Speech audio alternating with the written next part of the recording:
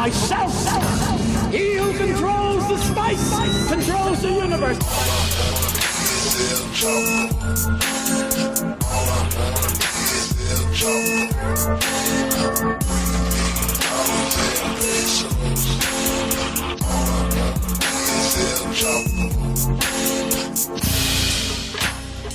I like the story about Eric Prince, though. This whole thing, like, and I haven't followed it in detail, but like, where he met with all those Emirati guys in the Seychelles, and the story is just like, oh yeah, like we ran into each other at the hotel bar. There's nothing weird at all going on here, you know. Yeah. It was a Craigslist casual encounter.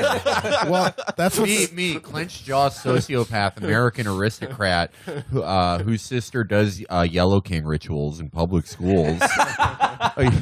you 300th generation wealth Emirati shithead.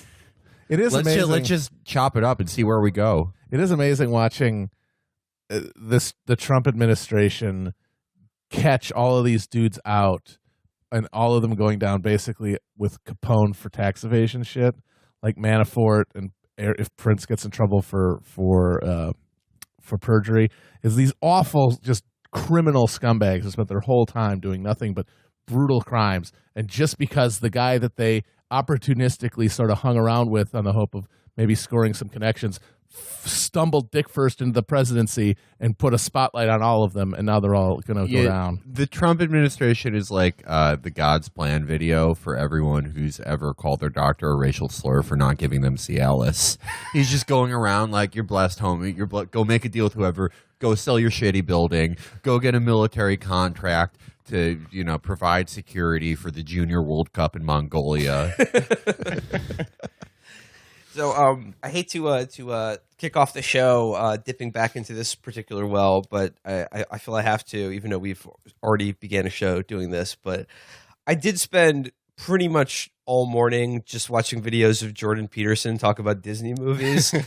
And holy shit, does this dude love Disney films. There's one video I was watching where it's just him literally sort of like an audio track for the blind, just describing things that happen in Pinocchio.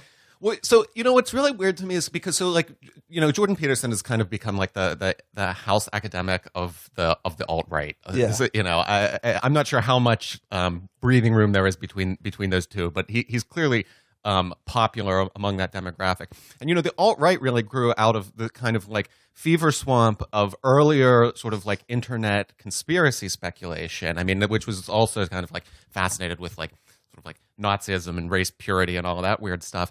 And in that world, like where I spent some time back in the day, Walt Disney was considered to be this like the sort of like satanic underground, like the Pizzagate of its day. Like if you look up like Walt Disney World, the 33 Club, you'll find this elaborate conspiracies about how that's like where the Masons conduct their rituals in Walt Disney World. In the castle. Yeah. So it's really odd that now we've got this guy who is of the alt-right, who is effectively saying, no, on the contrary, like Disney is actually truly as wholesome as it presents itself. These are our myths. At one point. Yeah. Or it was at one point. Well, It all started with Snow White. 9 cucked manlets play nice guy to some sleeping bitch, and then a Chad comes in and swoops her up. The thing that sent me down this rabbit hole is there's an interview with him in Time magazine that I just read. That's literally just him interrogating the film Frozen and why it's bad, whereas The Little Mermaid and other earlier Disney movies are good. And his answer is that Frozen is intentionally trying to communicate a political message, and all of the other animated fairy tale adaptations are merely channeling 13,000 years of blood civilizational Jungian archetypes. Yeah, it goes Beowulf and Little Mermaid. No one should ask you if you want to build a snowman. You should just do it or not. This is the collectivization of our snowy friends. What?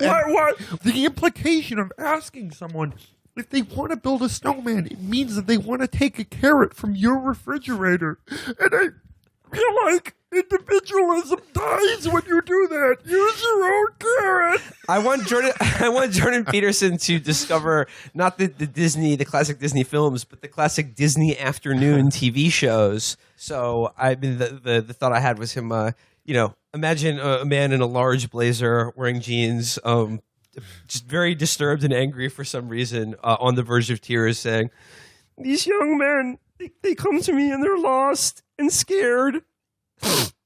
And I tell them, you have to be Baloo. Be Baloo the bear.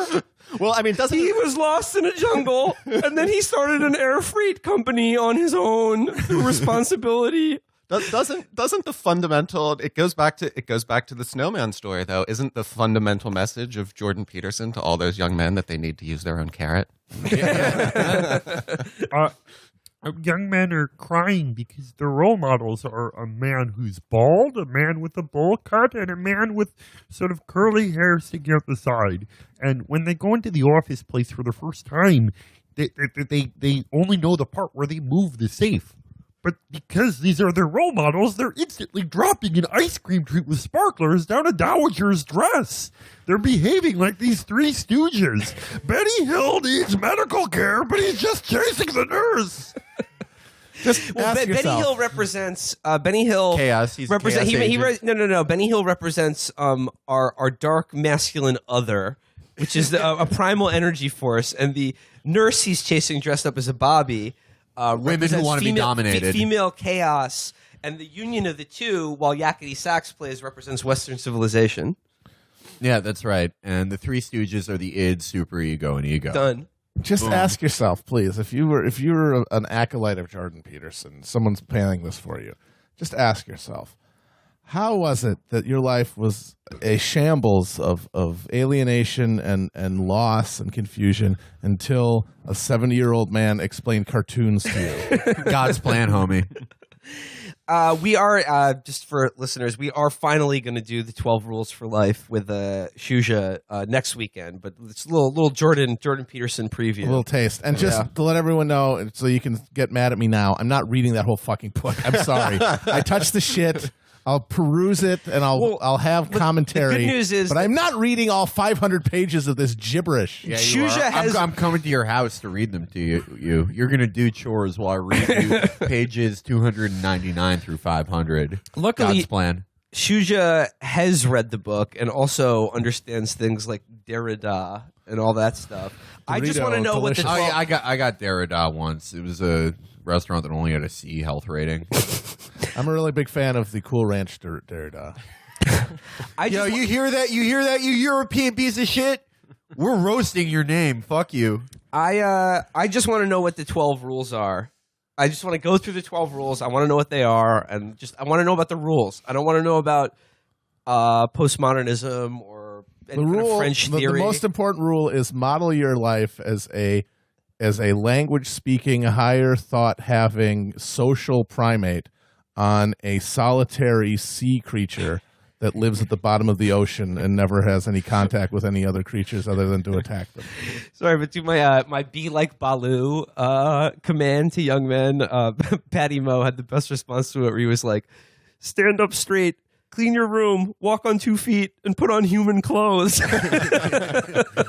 Pants are optional. just put on a shirt and wear a hat, and you could do professions that you would have never dreamed of. A bear, flying a plane. I think that Richard Scarry's Busy Town represents the war inside young men's brains. They want to be a worm that lives in an apple that he drives, but they end up being a cat who buys too much party food. Yeah, so be on the lookout for our 12 rules for living coming soon. I heard that y'all are playing with Mickey. Mickey who? Mickey Mouse, because y'all goofy.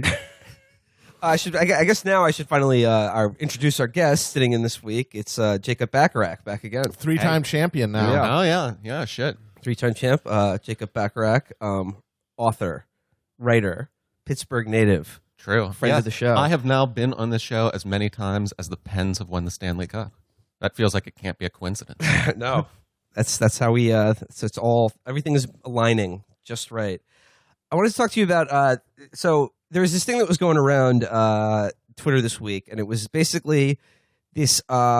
It's not an academic paper because it hasn't been peer reviewed or anything, and it came out with this, published by this woman who is an economist who's associated with the Brookings Institution. So right there, that's enough red flags to dismiss whatever she has to say. Oh wow, ad offhand. hominem, interesting. But basically, like what was shared was the abstract of her paper, which was about the use of Naxalone in confronting the opioid crisis in America and overdose deaths from heroin and fentanyl and things like that.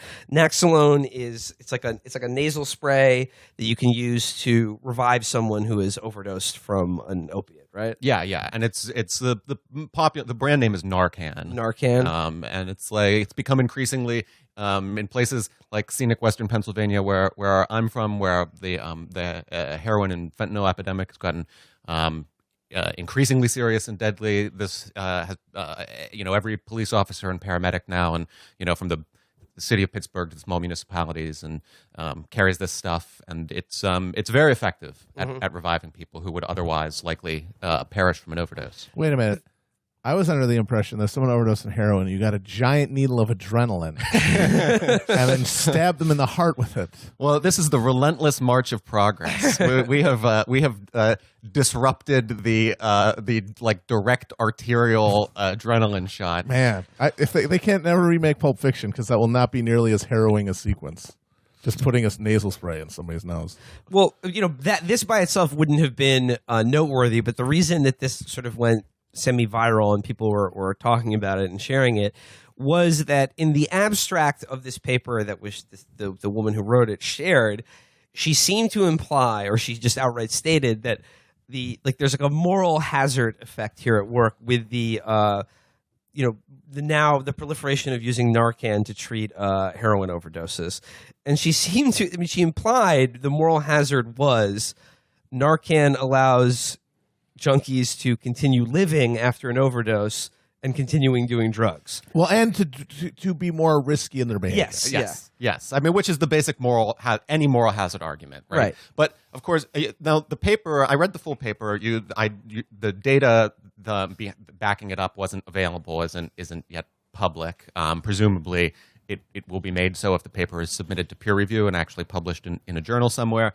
There are a number of figures that seem to possibly show some correlation between basically steady levels of mortality among users and the use of this drug, or antidote, so to speak. But there's the causation that is insinuated throughout the thing. There's just no evidence to support it. And ultimately, at the end of the day, I mean, is it true that people who don't die from using intravenous drugs will potentially continue to use them and may at some future point die? Yes, but it's also true that somebody who, is successfully has their cancer treated into remission is going to die of cancer. So the sort of political argument that's being made here is really basically saying, these people are drug users who commit crimes, and we're creating a perverse incentive by saving their lives. Yeah. It's that this get out of jail free card for being a heroin addict, basically. Now if you have this, you can save yourself from or someone from having OD'd. Right, and then there's the story you hit me to this because the paper begins with a story from your neck of the woods, and I was hoping you could share that with us. So this is a totally an apocryphal story. It was reported in local media, and it was basically the idea that opioid users are now throwing Narcan parties, where everybody gets together, got your kit, got your little glassine bag, everybody cooks himself up.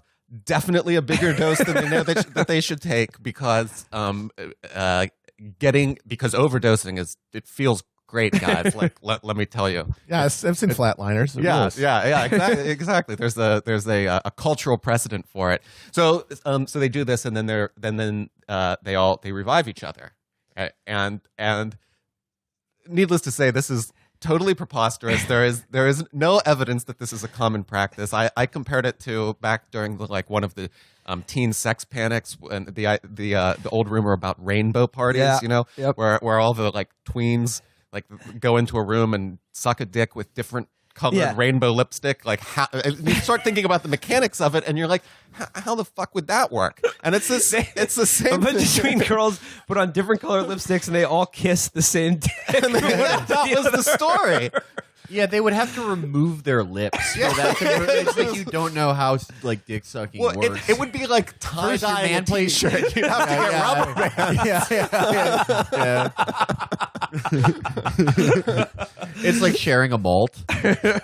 So in any case, the whole paper is the sort of what you would expect to come out of the Brookings Institute, a sort of like slate pitched level counterintuitive contrarian argument that basically says that something which is an obvious moral good, that which is saving people's lives when they would otherwise die, is in fact complicated. It's also, what if I were to tell you this is bad? Well, I mean, they also love it because it is sort of American liberalism is sort of there's like a little bit of a high Tory element where any social welfare has this sort of paternalism to it, and that's what all like the apps and means testing are about. They're about let's just see if you can get your act together to get this, and this is the highest expression of that, going like, well, if we just bring you back to life, what are you going to do it again? Just for all the, like, these are the same people that are like, yo, guys, we need to raise awareness of mental illness and addiction, whatever, that they love the Logic song where it's the suicide hotline, but they don't actually believe that. No one really actually does believe that, but they especially don't, because if you really, like, thought this was a public health crisis, would your answer be, like, a parent who limits their kid's screen time because they got a D? Well, and, one of the other points that the paper makes is it says, the resources that are being expended on Narcan could otherwise be expended getting people into treatment programs. Well, first of all, there's no evidence that much money is being spent on this stuff in the first place. And second of all, treatment is deeply ineffective. So you got to save people's lives. Well, that's the thing. I mean, frankly, there's a lot of things about this that are sort of on their face wrong. One of them is that a lot of these addictions are fentanyl overdoses, and they're saying, well, if you revive people who overdose from fentanyl, they're more likely to take fentanyl, but it's getting cut in and people don't know it, so that they're not seeking it out necessarily. So your whole idea, but even if it was true, even if you could put the numbers on a ledger that said this definitively increases overall negative things, overall amount of crime or whatever, overall risky behavior, you're still arguing that people, first responders, who would have the ability, if they had Narcan, to save a life, are instead supposed to watch someone die. That would be a better thing for them to do. And that act is more corrosive to the idea of social obligation and social connection of any kind than any negativity caused by reviving people with Narcan. And that is the real idea behind this shit. And that is why Megan McArdle predictably grabbed this thing and immediately wrote a fucking article about it. Because the idea, we can tell people to let their fucking fellow citizens die in front of their eyes. This is a perfect way to continue the steady march towards total neoliberal subject where you have no obligation to anybody else but yourself. And that is the real endpoint of these sort of kooky, contrarian, slate pitchy social studies. I think that just anyone who's addicted to opiates, any type of addict at all, they should all be loaded into an airplane and they have to jump out naked. They have to jump into a circle and find a gun and maybe pants if they're lucky. And there's a storm encircling that we create with the DARPA weather machine. And they lose 1 point of health for the HARP array. Yeah, every time they're in the HARPA machine, they lose 1 point of health. And there can only be one left. And the one guy left gets the Narcan. But you know what? To be totally seriously, though, that is, in fact, a comic exaggeration of, like, Duterte. So how far a step is it from saying we should just let these people expire on their, like, vomit-soaked mattress while the paramedics, like, take selfies and hang around, to just saying, we should just empower the police to extrajudicially assassinate anybody who's using drugs. This is my sister's Duterte God's plan. My sister's killing everybody. Well, all right. God's plan, that's the new thing that I'm going to want to kill myself every time I fucking hear it for the next 2 weeks until there's another one. Guess what? I'm going to get like 10 more things from my Fortnite DM. Oh, fuck me. And you can't go anywhere. You're with me, buddy. Damn it. God's plan. Oh, fuck. I'm going to be in a fucking van with him driving across California. that's right. 9 hours in a car with Jesus this. Christ. Yeah, get ready. No, I was going to say, I have a lot of Tom McDonald songs on my phone. my sister's boyfriend is an FDNY EMS. Probably shouldn't say his name. Don't want to get him in trouble. But he saves people from ODing all the time. And he has told me that, speaking of Narcan, he has responded to multiple like OD calls in which like it's just someone like fallen out in an alleyway and the police got there first. Now, NYPD are now all carry Narcan with them, which is like I said, it's like a nasal spray. And he said he has seen multiple instances in which cops have just literally sprayed it on their face. And it's just like they just like mace or something. They just mace them with Narcan, and they're still lying in an alley. Cops are so smart. Oh God, that's like the famous pepper spray cop at like what was it Berkeley? From Oh a few years ago? yeah. Like he was putting Roundup on his fucking hedges. I love imagining just a fucking stupid Guido cop loading a thing of Narcan into his gun and shooting it at a guy. Fucking moron. Yeah, it's almost like they can only relate to citizens as people to be subjected to their violence. Sir, you need to stay still, okay? Okay, stop convulsing. I've coated my broadsword with Narcan. I'm going to behead you like the Highlander. My wife's boyfriend showed me that movie. I thought it was kind of gay because it's like a bunch of European guys wearing skirts, but whoa, now they're in the future wearing pants. Pretty cool. Anyway, there can only be one. And it better you than me, huh, buddy? Hey. But all I know is, I mean, we all know that sort of paranoid folk idea that you shouldn't mark yourself as an organ donor on your license because then the EMTs will just write you off as hard, and write you off and bust you open like a piñata. And of course, we all know we have an intuitive understanding that that's absurd because their job is to save lives. But if you tell these guys, yeah, you just watch them die, then they're probably going to start just popping you open and taking out your fucking kidneys because you've broken that fucking obligation between people because a chart told you to. Marked her as an organ donor because she gave me brain. God's plan. Fuck. Okay, that's the last one I'll do for today. Okay, well, actually, God's plan. Moving on from Narcan and the opioid crisis, I did want to talk briefly, just checking in on the president, checking in on How's he doing? What's World going on events. with our little buddy? of just two things. First, earlier this week, Trump said, "Tell everybody I'm going to meet with Kim Jong-un face to face, first time ever." The American president and the leader of the world. Let's be honest. God's plan. No. So he says it, and then like when I read that, I was like, "Holy shit! Like this is a huge deal." Like if there was a face-to-face meeting between the president of the United States and the leader of North Korea, I think it's great because, I'm a gay man. My boyfriend and I have pretty much the same body type, and we are able to share the same wardrobe. And I think that Trump and Kim do the same, and I think that would be absolutely darling. Oh my God! They come out and they've also switched hairstyles. Donald Trump. My God! Undercut Donald Trump. Undercut Trump. Yeah, but they both have kind of like They're cubes. Yeah, they're They're cubic boys. Bryant for men. Can I, before we get into the North Korea segment, could I just read off a really good joke I saw about it? yes. From my favorite comedian, my inspiration, my king, Dennis Miller. Wow. Trump just announced the North Korea summit will be held at Stormy Daniels' apartment. Oh, He went there. That is the edgy shit. Yeah. But no, I like the Maddow reaction to the DPRK news. Wait, what did she do? She was like, This is the most. really? We're just gonna surrender? It's like, are you in the John Birch Society now? What the fuck? Basically, imagine the like worst like Teacot Tea Party like anti John Kerry propaganda, Right. And that's basically Rachel Maddow now about Donald Trump.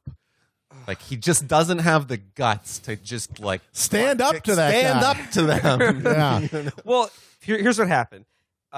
Apparently, a South Korean official who was meeting Trump at the White House told Trump that Mr. Kim would like to meet with you, like relaying that message from North Korea. This is the South Korean official. Trump interpreted that apparently to mean that this is the first time this has ever happened. He's asking for me, Donald Trump, personally, because he knows I'm the deal guy and I can get deals done. And he was just like, yes, let's do it. Let's make it happen. Yeah. And then, of course, they had to walk this back. But for about a day there, when I was thinking about this happening, I was like, wouldn't it be like the best troll ever if Donald Trump actually peacefully ended the Korean War by meeting with Kim Jong-un? Because, like, of course, like now, like they're saying, like, oh, no, now you can't. This is what they've been asking for years and years and years. If they meet with a U.S. president, it's like to legitimize them. And I'm like, who cares? I mean, is the alternative nuclear war? Well, that's the weirdest sort of like centrist liberal to sort of like neoconservative line, which is that like this is gonna legitimize their government. That government, it's a hereditary monarchy that has been in place for the last half century, more than a half century. It's legitimate. Yeah. It's bad, right? There's lots of bad stuff about it. We might get in trouble for this. I'm no platforming Jacob right now. Yeah, stop. Defend Juche. Defend Juche theory. We disavow Jacob Bacharach. I voted in an absentee ballot for Kim Jong-un. But seriously, it's like you can have objections to like the way that the North Korean state is organized, but the one You thing can, that but you'd be can't- wrong. But the one thing that you can't say is that it's an illegitimate government. I mean, if the Saudi monarchy is a legitimate government, then the Kim dynasty is a legitimate government. They love this. They love this this idea of like legitimizing and normalizing things. Because it's like, do you think that the DP they're just gonna break up? It's like a band that got together on Craigslist. If they're like, well, it's been a few decades. No one's legitimized us. Guess we got to pack it up. Just on to the next thing. Well, I think to be fair to the libs, I think that the legitimate fear, at least in their mind, is, well, if they get in the same room together, Trump is addle-pated, senile man. He will be tamed with fire if they're in the same room. Kim is a man of in his prime with at least average intelligence, and those two men in a room, Trump's probably going to get rooked somehow. And somehow North Korea is going to win the negotiations. But so what if they do? What do they want that would be a disaster for us or anybody? I mean, realistically. Yeah. I mean, they're not going to like take over South Korea, but like what? We give them some more food aid or something? Who gives a shit? We've made the deal of the lifetime. My wonderful friends in the Democratic People's Republic of Korea, they will be executing Graydon Carter. we now have a formal statement from the leaders of the DPRK, the Republic of Korea, and President Xi, my great friend, admitting that I could have had Gerald Teagues in '82. I just didn't want to. Okay. Trump is going to come out of the room. He is going to disavow Olympus Has Fallen. He's going to say it was that movie was racist against Koreans, and that's going to be that. I mean, okay. So they lose. If Trump loses the negotiations or whatever, that is vastly superior to them continuing to not talk and continuing the tweet brinksmanship until Trump decides to send Dog the Bounty Hunter to Pyongyang to try to kill Kim with a fucking crossbow and ignite World War III. I've seen this guy Gordon Ramsay do so many great things. Do you have that starvation problem over there that General McMaster has told me about? He's going to do your whole country. Unfortunately, President Kim is a kitchen nightmare. Chef Ramsay has been equipped with 32 F-35 fighter hybrids and 3 battalions of U.S. Marines, and he will be bringing the London gastropub experience to your countryside. Okay? No, I don't think it's going to happen. Trump gives South Korea to the north. They now unify the entire Korean peninsula under Juche theory. Yeah. And in return, Anna Wintour is fed to dogs. Look, I just learned a lot about how they deal with people who betray you. No, I don't think it's going to happen because No, they already walked it back. and they're already doing the same thing that Bush did too. Of we're not going to negotiate until you basically agree to our terms, which isn't negotiation, and they're probably not. I honestly kind of think that it probably started off as just Trump, like because they've been making this offer since Clinton, and they've always said no, and they just did it again because Trump is an egomaniacal moron. He said sure. But I honestly think it's to make them look more reasonable, to keep like the Chinese on their side. I don't think they necessarily. I mean, sure, you'd love to get him in a room because he is deeply stupid. You want to meet him. I mean, Xi has talked to him, and if there's any contact between Xi and Kim, he's like, dude, you do not know. If you tell this guy that his tie looks good, he will fucking decide that you're the greatest leader of China since fucking Genghis Khan. I mean, it's easy. Well, I said it's like all they got to do is throw him a parade, and if there's one thing they can do in North Korea, it's throw a fucking parade. They get 1 million people making his face out of those placards. Turn over, like their little like placard, and it all makes a giant. Just death to CNN, and he's like, oh, finally some respect. Like he spent the campaign saying the Saudis did 9/11, and they did two things, which is to project his stupid fat head on a hotel, and then just like funneling money through lobbying groups and this Trump associated law firm to pay him off. Which, like we've said, his imagination is so small. If you give him like $50,000, he'll be like, "I've changed my mind. You didn't do 9/11." So what little does North Korea have to do? They'll buy Jared's building. They'll buy 666 Fifth Avenue. I know. Turn it into a giant pyramid. It's everything is coming up, Jared. Now we knew it would work out for you, homie. We love you. Did you see that CNN article today that was like, silently, Jared is cleaning up the swamp in D.C. What? It's from one of those. Like, it's like from one of the people they made in the lab with Tomi Lahren, like one of those other like blonde conservative 20-somethings, and it's like that has to be like AA minor leagues of being a conservative young pundit. Is like, all right, you get Jared beat. You have to say that Jared's cool. Because not even MAGA people like Jared. Yeah, he has a constituency of Ivanka. yeah. Besides, I looked on Facebook for a page called Jared Kushner Fans, and the biggest one I found had 900 likes. Well, 901 after my search, but you know. Yeah, but I mean, they're already all the fucking NatSec goons are in his ear and saying, "Oh, you got to have preconditions, and it won't be met, and it's not going to happen." Probably not. It won't. It's just funny. But if it does, who boy? Well, especially after they kick out HR Puff and stuff and get Bolton in there. Oh god, because he's a fucking god. psycho. That would be terrifying. The only thing it is scary. The only thing saving us from the twin dragon heads of Bolton and Haley, just the neocons who won't die, is that Trump thinks Bolton looks like shit. Yeah, he doesn't like the mustache. He doesn't like the part. He doesn't like the mustache. Thank God. But then Gorka had that goatee. That's cool, though. Goatees are power, though. Okay, Goatees are alpha. Seagal, David Clark, Gorka. It's a power ring around your mouth. Yeah, it amplifies your speech. It reminded Trump of like a bear claw pastry. Yeah, he was like, "Oh, that's how I eat him. I take a little bite out in the middle. That's the best part. No one tells you. Put it back in the box. Make Jared eat it." I mean, the thing about Trump with facial hair is it's you're always rolling the dice if you present yourself with facial hair to Trump because he has very complicated feelings about it because he clearly cannot grow any of his own because of hormone deficiencies, which also is why he's never had sex. And then he gets weird conflicted feelings. For some reason, that circular thing, he finds that gives him confidence. But I think like a regular mustache, he just feels, in some place, he feels the inferiority of himself, that he can't grow it. Because, as I said, well, speaking of our president having sex, this is the... Or rubbing his penis against a woman's belly button because he saw it on softcore Cinemax movies. I went to third base with her. Yes, I rubbed the small of her back. Excellent. Of course, the other funny news out of the week is the persistence of the Stormy Daniels story, which I had assumed would have just been like, that's a 1 week forgotten immediately, but it's sticking around because it seems like Stormy really has the goods on him. Stormy's got receipts, fam.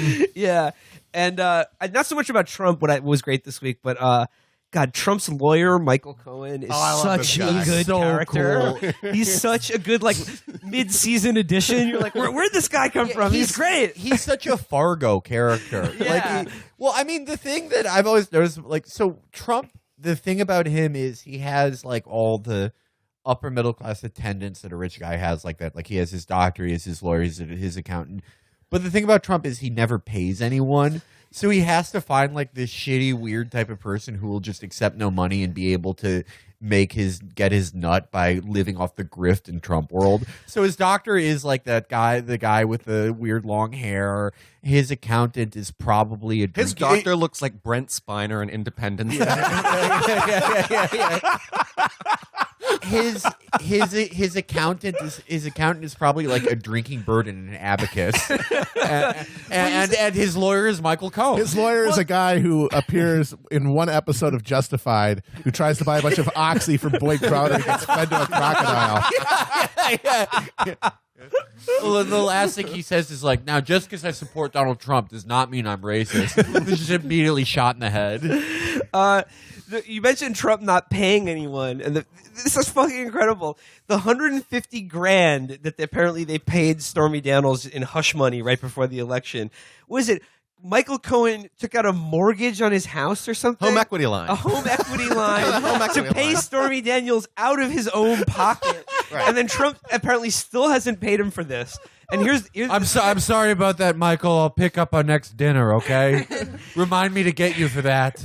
I can't work Venmo. Barron won't show me. And apparently, to arrange this, Michael Cohen sent the emails from the Trump campaign email. And apparently, Stormy Daniels' attorney says Michael Cohen was not even licensed to practice law in California where this arbitration took place. Fucking. So does that mean, because like, their claim now in court is that he didn't even sign it. That Trump Right, didn't yeah, sign yeah. it. But if it was drawn up by a guy who wasn't licensed, would it even be valid? Well, no, there's multiple levels. I think the document, anyone can drop a legally valid document. You don't have to be an attorney before the bar somewhere to drop a contract between two parties, Sure. as long as everybody signs off on them.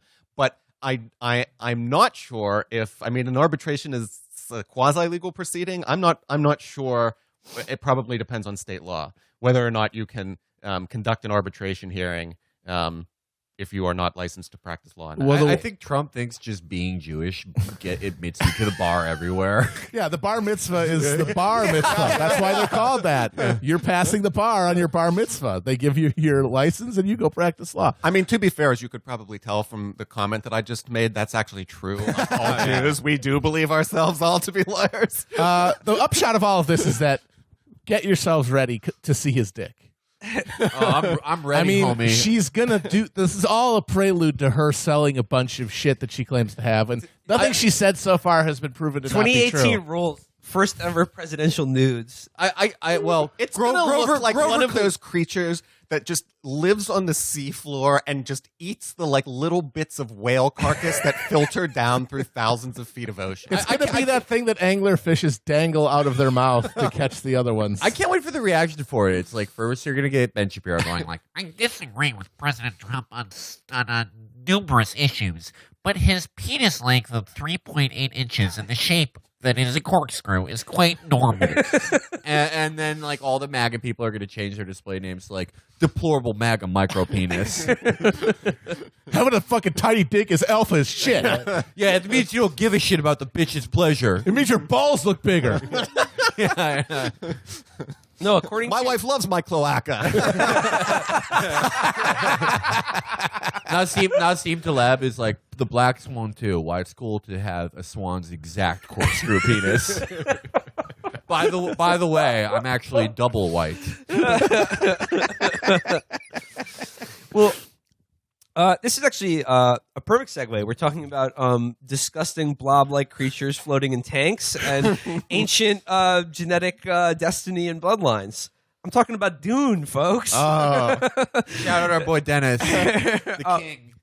I have a theory that actually there's a sort of narrative Jared Dune connection, because I was just like thinking about like Jared going to like meet with the Qataris to get like the most precious substance that he needs to continue to run his empire. So he's like Paul Muad'Dib, and the like Sovereign Wealth Fund is the spice.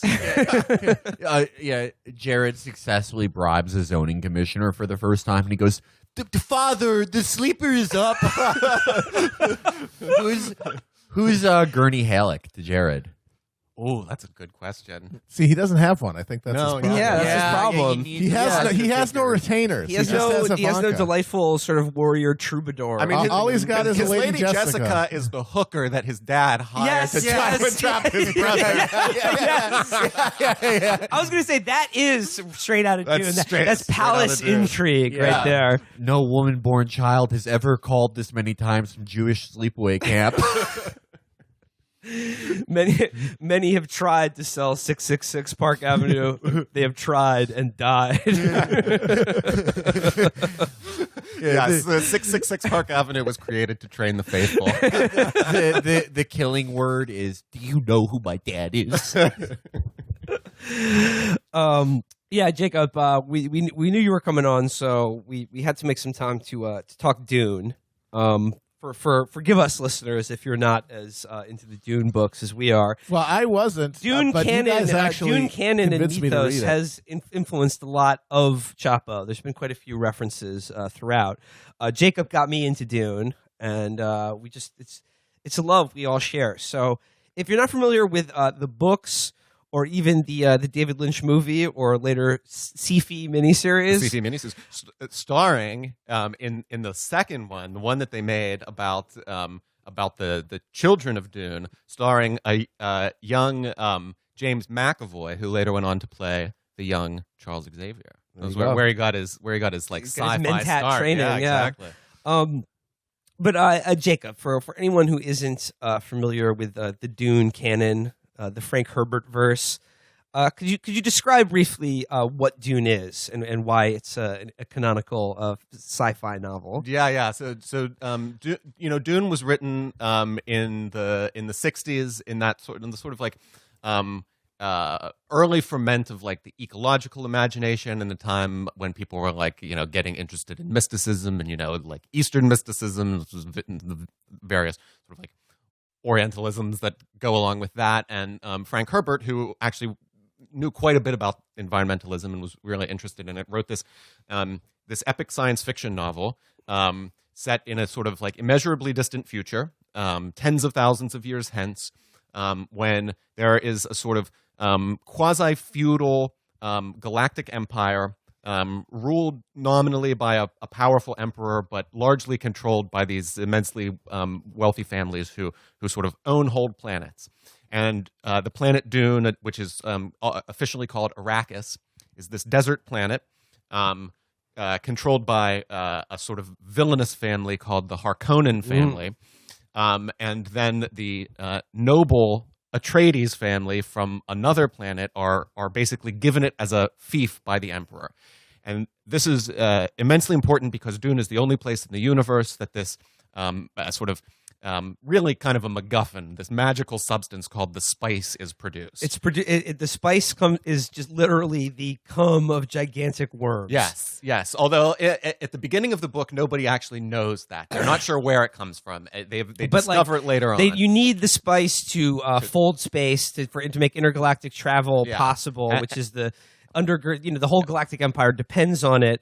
But it's also a really tight fucking hallucinogen. Yeah. And it permits all sorts of kind of like semi-superhuman abilities. So, there's this mystical society of women, the B'nai Gesserit, who are sort of like a sisterhood, like based on nuns or like on a Jesuitical order or something. And they have traveling pants. Yes. It's a sisterhood of the traveling like hijabs, actually, in the way that it's sort of described in the novel.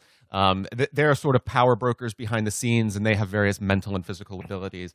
It endows certain people who have the right genetic background with a limited ability to see the future, and that's basically the story. So the noble family takes over the planet from the evil family, though it's all really a sort of double cross. Yeah. They're setting up a treaties to fail. They are eventually reinvaded by the evil family with the backing of the Empire. The father is killed. The mother and son flee into the desert, take up with a group of wild Bedouin-like nomads called the Fremen. And at that point, the son of the Atreides family, Paul, discovers his sort of latent prescient abilities, becomes the leader of the Fremen, and ultimately conquers the empire. Becomes this sort of galactic messiah figure, Yes. in a way. And then subsequent volumes, which God describing the plots, we'd be here for like all week. But then the subsequent volumes follow the story of him and his descendants on for like thousands of years and become incredibly weird as Frank Herbert gets older and more interested in writing about his ideas about sex.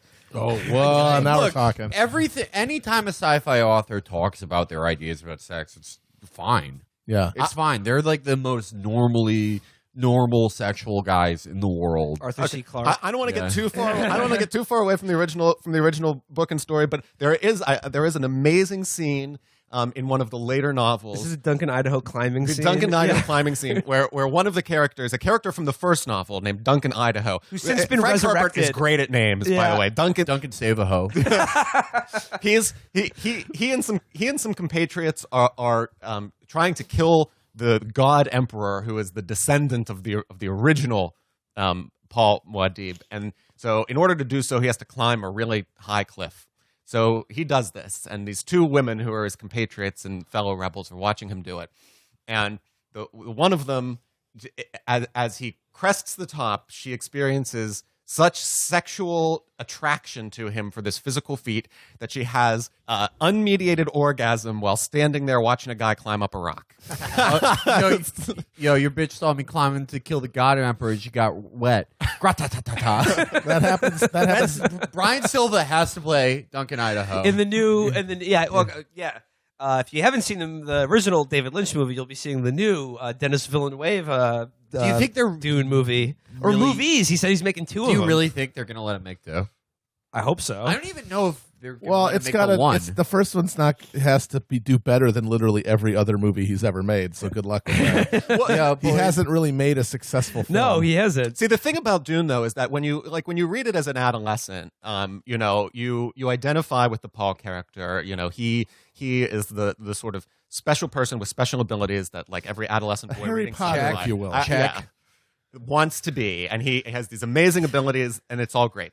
And his family are noble, and their retainers, Check. their servants, all love them. And the other family is this evil Harkonnen family run by a fat, fey, homosexual villain, so fat that he can't even walk. He's carried around with like anti-gravity devices. I mean, he has to buy 2 seats on the spaceship and ask the airline about it. and so they're the sort of epitome of evil, and the Atreides family, Paul's family, are the epitome of good. Until you start to think about the way that this universe is set up, when you realize that the entire universe is being described as like a brutal eugenic aristocracy in which the person who is the hero of the book is himself the product of like a 10,000-year-long human breeding program manipulated behind the scenes. Joy Division. Right. And so then the whole way that the sort of morality of this universe is constructed begins to like really fall apart. Oh yeah, the two like pieces of fiction from around when I was like 12 to when I was 16, like the two things I enjoyed. The formative move into adulthood was realizing that Tony Soprano, you shouldn't want to be like him, and that Paul is like a bad guy. Well, I think that's what's cool about the Dune books. Actually, like if you get further into the series, is that it becomes way more complicated. That like Paul becoming this global messiah figure is actually not so good. He's sort of like Galactic Hitler, basically. Yeah. He's Galactic Hitler. In fact, at one point he even muses aloud. He's talking to he has these memories that go back in time, and he is talking about these past dictators, and he's naming them, and he names Hitler, and he's like, hey, he killed, he was only able to kill 12 million people, and like his loyal retainer who's standing beside him says, oh, well, that is, nothing compared to your accomplishments, my lord. Think of the hundreds of billions that you've exterminated on all the planet. It's like, whoa, this guy's not very good. Then his son takes a bunch of the spice, turns himself into a symbiote with the sandworm, transforms over thousands of years into a giant worm god, There are speaking of sex, there are like multiple times where he explains to people that he no longer has a penis, just like unbidden. He's like, I no longer have human genitals. At the end of the second book, Paul is blinded, and that's sort of like a castration metaphor as well. Yes, and then forced to walk out into the desert. Yep. I'm really annoyed because I've only read the first one. These are all spoilers. I'm fucking furious. No, I'm not going to read any of the others. I'm gonna read those to you too, homie. Get ready to talk. Well, we got a long ass car ride, dude. We're gonna be book on tape. All right. I'm not a fan of the Herbert prose. Sorry. Dune Messiah, Children of Dune, God Emperor Dune, book on tape, all read by Jordan Peterson. Yeah, and Matt, I understand if you don't like that. I'm bringing my Xbox in the car, and I'm gonna put the chat on speaker so you can listen to me, Michael, like all the Hudsons, us talking to each other about God's plan.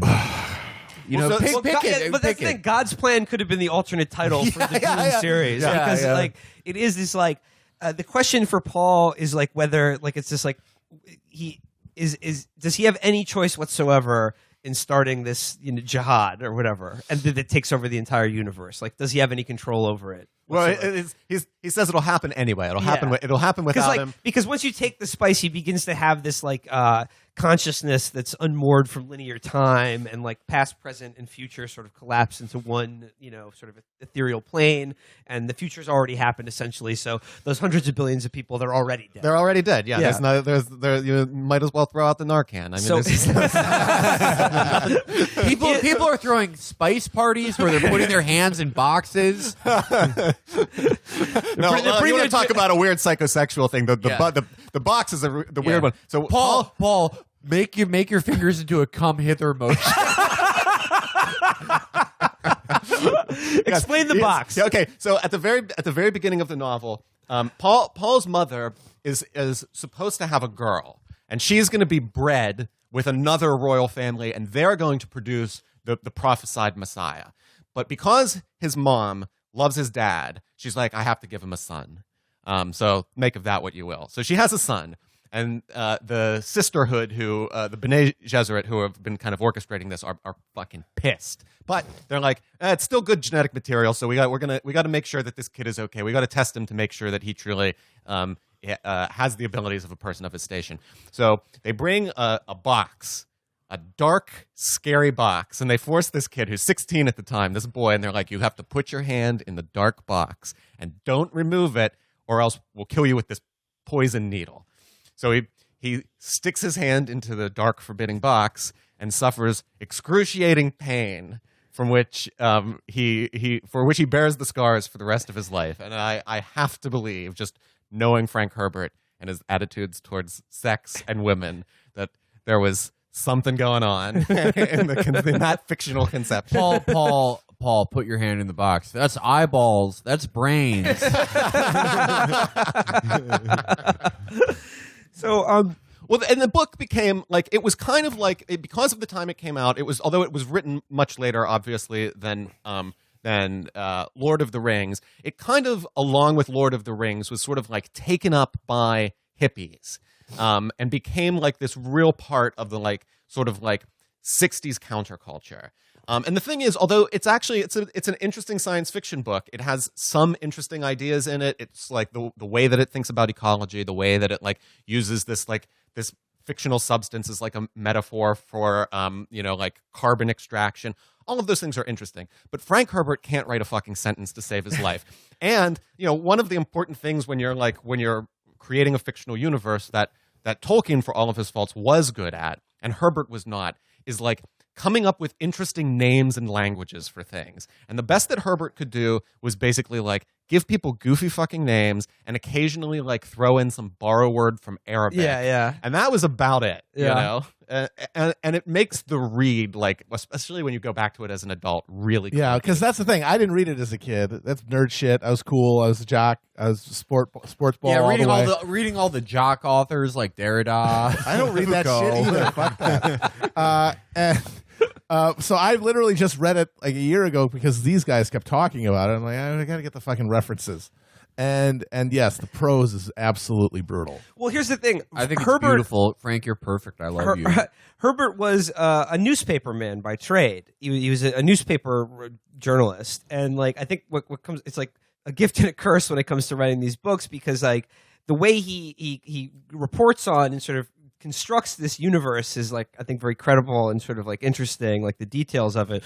But his language is terrible. Yeah, I mean, extra, desert race brings down Harkonnen ship. Read all about it. Well, no, you know what? It's written like an article in the Atlantic. It's written like like a 10,000 word, here's a story about this place in Goa or whatever, and it's like, and it's written for like the Western audience, so it's it goes through like all of those kind of like long form like journalism ticks where they like establish the setting and who all these people are, what all the different factions are, and the dialogue all sounds just like in one of those long form articles. It's like, this sounds like a recreation of the words that people actually used. It has this sort of like stiltedness to it. So you can definitely tell that he came from a background as a journalist. Sci-fi and fantasy are kind of like 90s rap because they love taking normal words and just replacing every C with a K, like fire spelled with a Y instead of an I.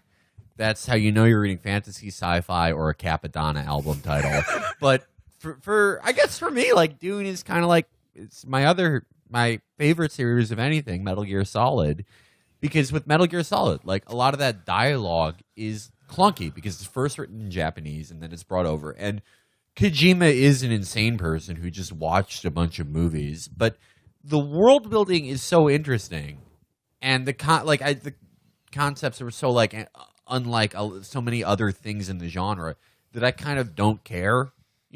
Dune is one of those things where it's kind of like, you know how people like anything that's like sci-fi or fantasy, like if the Wikipedia articles are like written by people who know like in the most intimate detail like everything about the world, like it's true of Tolkien too. So like if you really want to kind of just like learn about the world building of the Dune series without like the excruciating necessity of the first book, I think is quite readable. I would recommend people read it. The ones that follow, you got to be really dedicated. The but you ones could just by read the Wikipedia Children of article. Dune, man, that's a slog getting through that Children the of Dune middle is- part of it's- that one. it's- it's tough. Well, that's because they're basically just hiding out. When, like nothing the happens. kids are being chased by like some tigers through the desert or some shit. I don't know. Fuck that. So what I want to like wrap things up talking about Dune is, so Jacob, you talked about how it was sort of adopted by the hippie counterculture in the 60s, sort of like Lord of the Rings. Now, like in the 21st century, Lord of the Rings has become kind of like right-wing dork, like tradcath pop culture. Yeah, I really love that. Gates of Vienna, kind of Yeah, metaphor yeah. and all that stuff. Which They all want to be hobbits, like that's their ideal,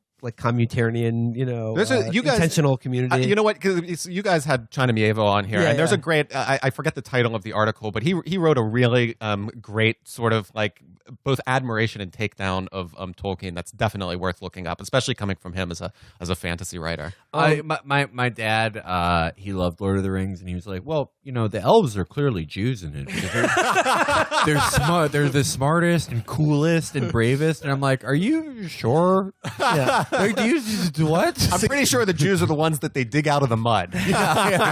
See, I don't read that fucking Tolkien shit. I read George R. R. Martin because they fuck. That's all it comes down to. Nobody in Tolkien has sex. Everybody is fucking in Song of Ice and Fire, so that's clearly a superior work, and that's the one I actually read. George R. R. Martin strikes me as a sex nerd. Oh, totally. Yeah. Okay, so who And does English people, but English people are terrified of my sex. question is like, what where does Dune slot in like the 21st century? Like the fact that we're repping it so hard. I remember early on in the run of the show, one of our biggest fans, who shall not be named by me right now, used the facts that Felix had a screenshot from the David Lynch movie as his like avatar. As evidence that Felix Bieberkopf is Hitlerian jihadist, is a Hitlerian NATO running dog fash, because Herbert is Dune is fash, Hitlerian fash. Well, everything is fash. Yeah, of course. all entertainment is fash. I mean, it's not fash, but like Dune is pretty fash. Yeah. Hitlerian is just, man, that is the worst Armenian guy I know. But like what does Dune offer us in today's America? I think Dune slots in very well with the in the sort of like alt-right area. I mean, they don't care about the environment, and Herbert cared about the environment.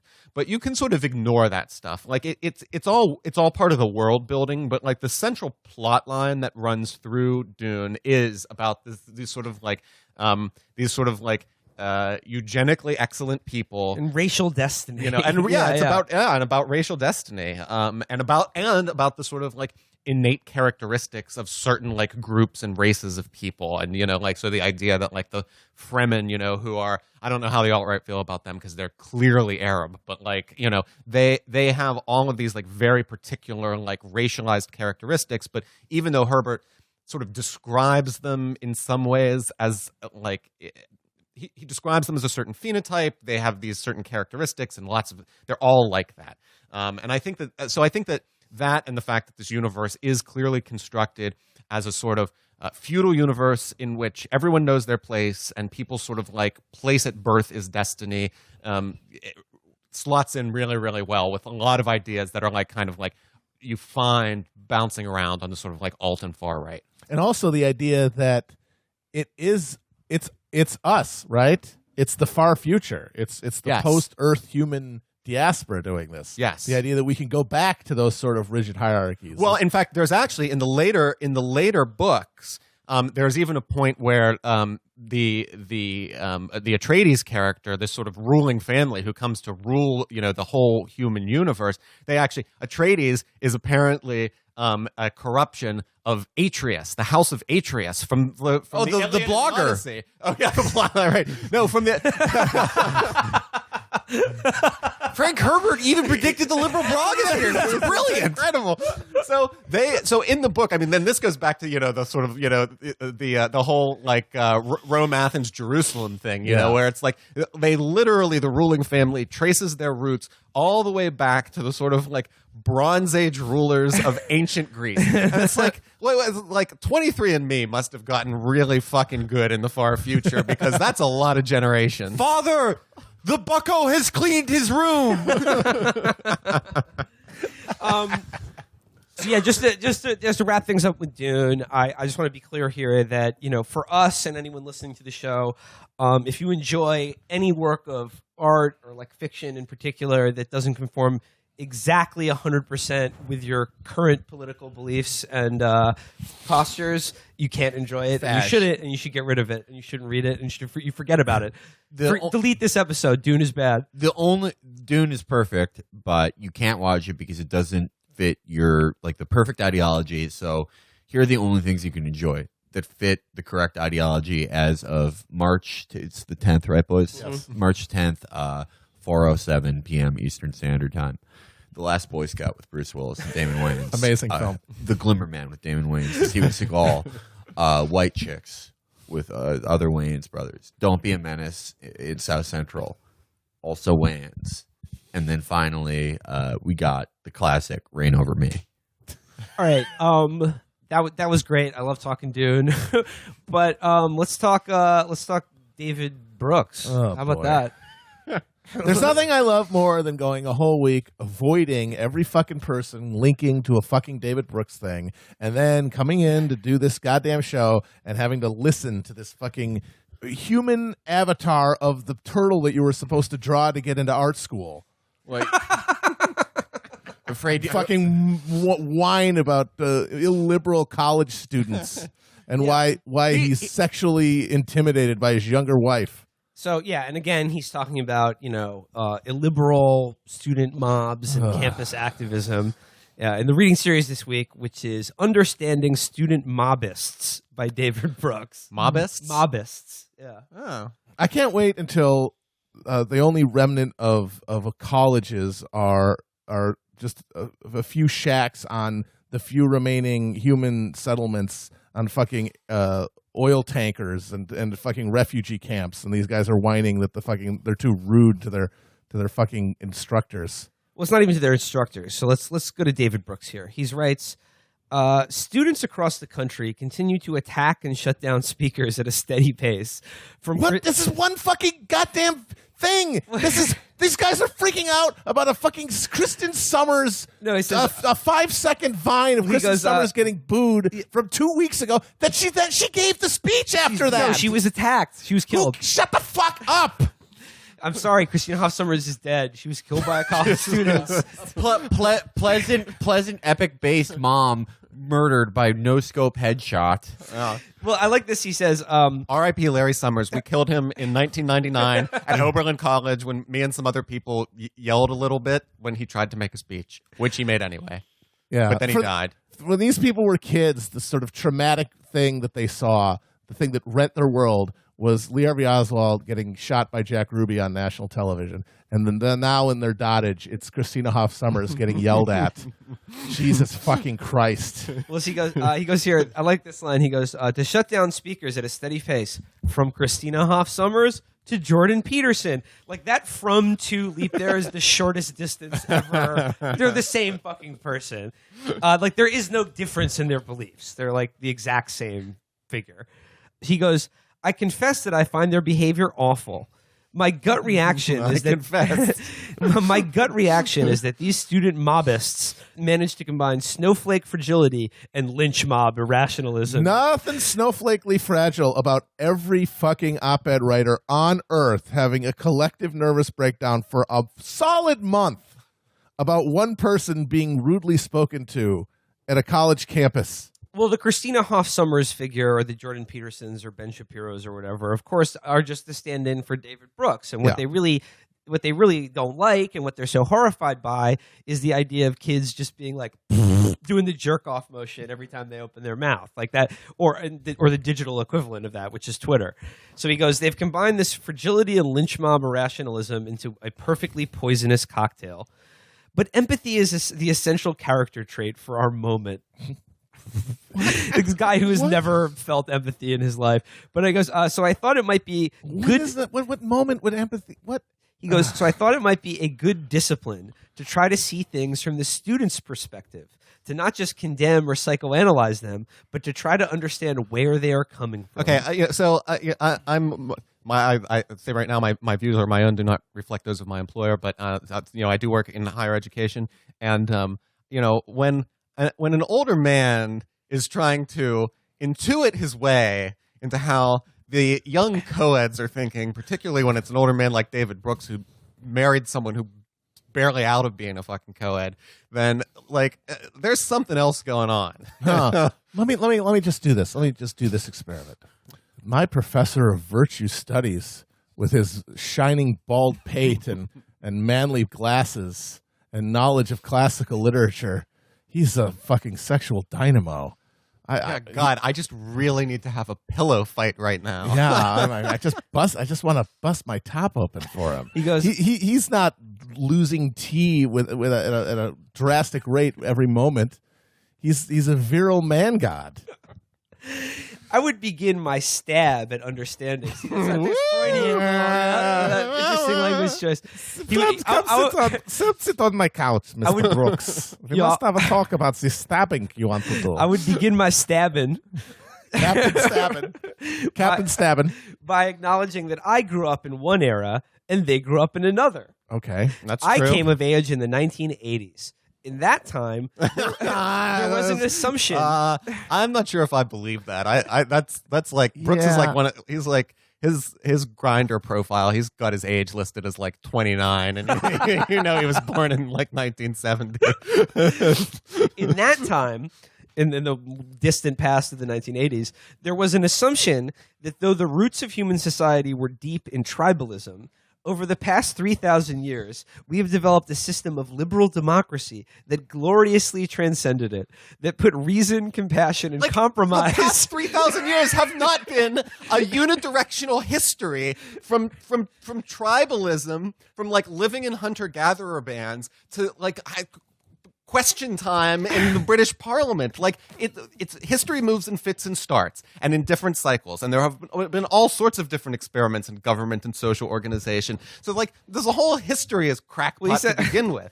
Well, the 3,000 years of culminated with America in the 1980s, which transcended violence and brute force and put reason and compassion. Oh yeah, the 1980s were definitely the most compassionate time in American history. We talked about this last week. Every fucking movie was, hey, how about we just have a guy covered in baby oil murder 500 foreigners?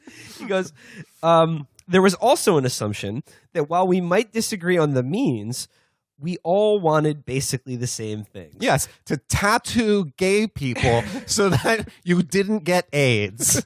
To mine Managua Harbor. For example, in contravention of UN law. For example, though America was plagued by economic divides, we all wanted a society in which social mobility and equal opportunity were the rule. Though America is plagued by racism, we all wanted more integration and less bigotry. We all wanted that? A place where talent... We all wanted that. The people who were fucking fleeing to white flight suburbs and instituting a fucking draconian, racially determined drug war wanted integration. What we wanted was a place where talent and character mattered more than skin color and prejudice.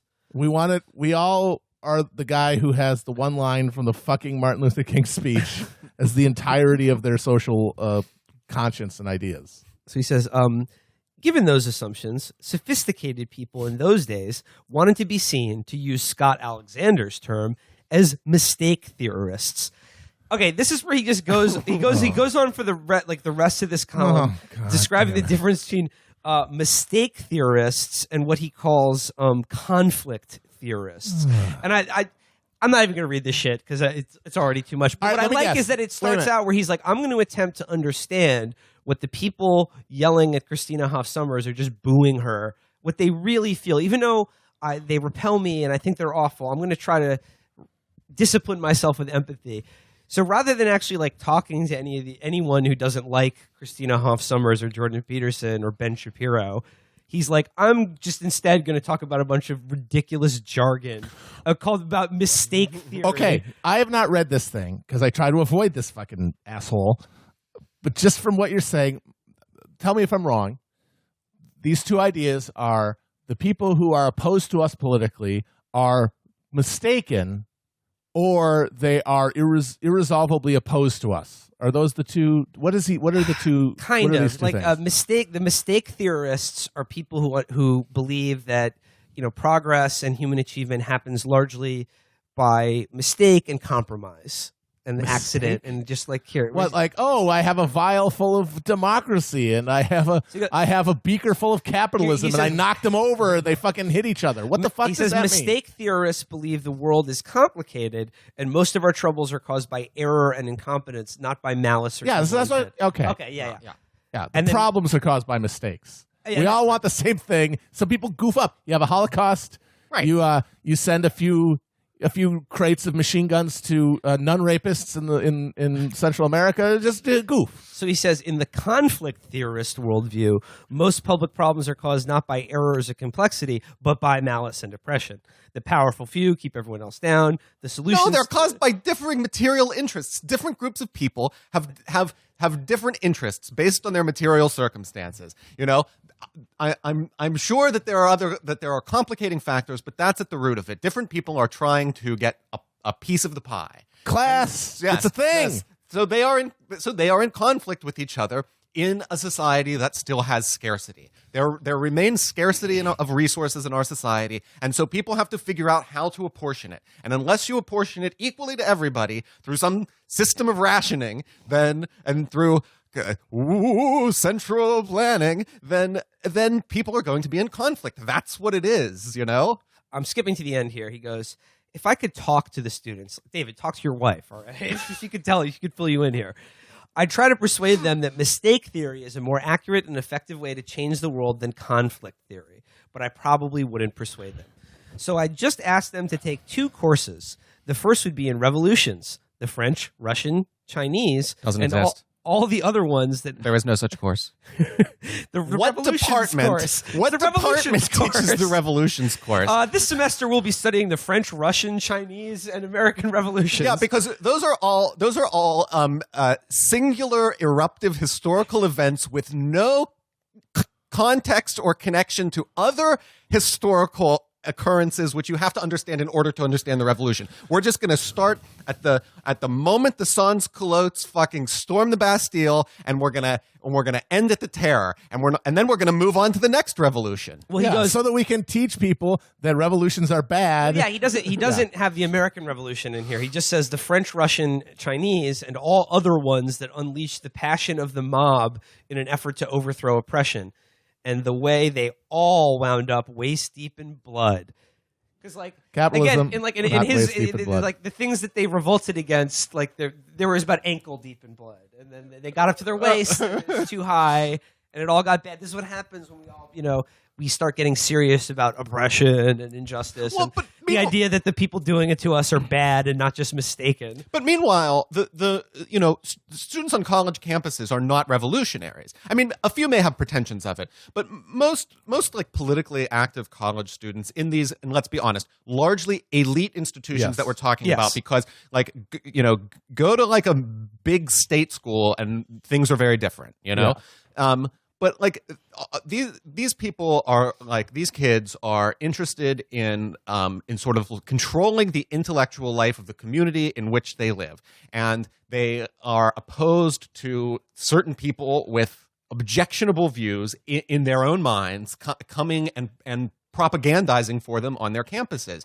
And all of these people have outside platforms anyway. But the idea that students are a step away from the terror, or from I don't know, enforcing a Ukrainian famine on the entire center of the United States, the entire Midwest, is just preposterous. So what does this argument even have to do with what's actually happening on certain campuses? Well, I mean, I think the other point is that like this Christina Hoff Sommers thing is a perfect example of it, because some well-funded right-wing student groups invite these figures like Ben Shapiro or Peterson or whoever, to come give a speech with the full knowledge that they want people to protest it. And then people will protest it, or someone will boo or heckle, and then they can have their video clip that they can share, and then they'll go on and give the speech anyway. So, I mean, I think it's another example of I don't want these fucking grifters using the university that I'm a part of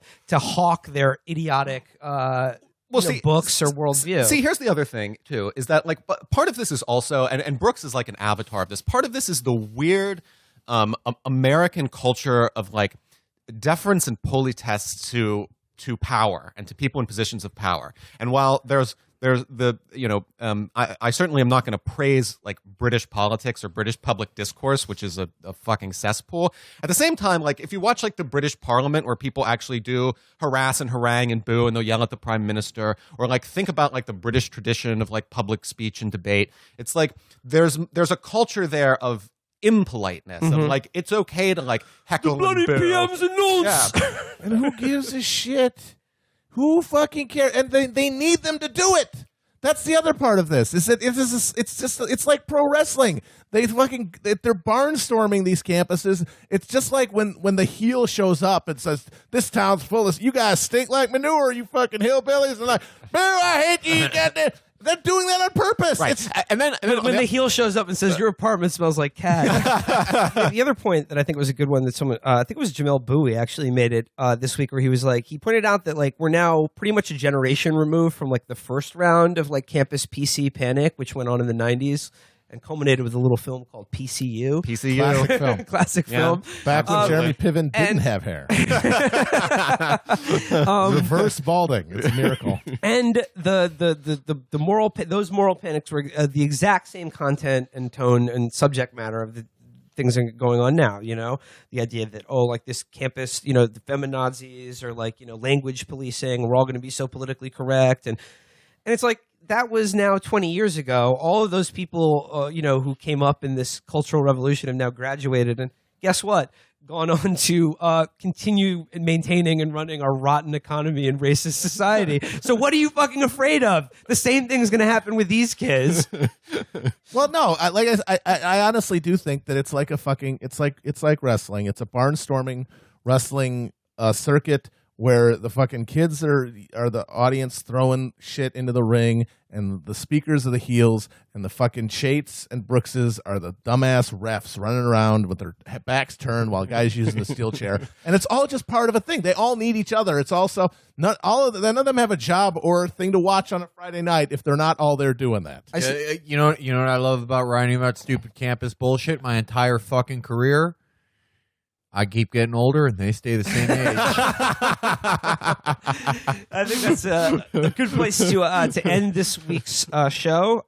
Jacob, thank you so much for joining us. I would implore our listeners, if you're a fan of universe building and fictional accounts of things, check out Jacob's Pittsburgh universe. The Pittsburgh universe. Check out Jacob's novels. Which your ability to create an alternate world called Pittsburgh. Something called Western so Pennsylvania. vividly rendered. I think it's real when I'm reading it. Well, what I did was like Tolkien, I started by constructing a language. The Yinzer, the dialect. So please check out Jacob's books. You have a new one out about Joan Didion, right? I do. I have a new book about Joan Didion. Out from the Fiction Advocate, actually related to something we were talking about earlier. It's got lots to say about life, death, and opioid addiction. So check that one out. It'll put a huge smile on your face until you get to page 2. We'll have links to books other than our own in the show description, but also ours. Also ours for sure. However, lastly, but definitely not leastly, if you are in Portland or San Francisco, their second shows have been added on the West Coast tour. Tickets are still available. Go to chapotraphouse.com. Let's sell out the West Coast, buddies. Jacob, Bacharach, thanks again so much for joining us. Thank you. Thanks, guys. Thank you, Jacob. Until next time, guys. God's plan.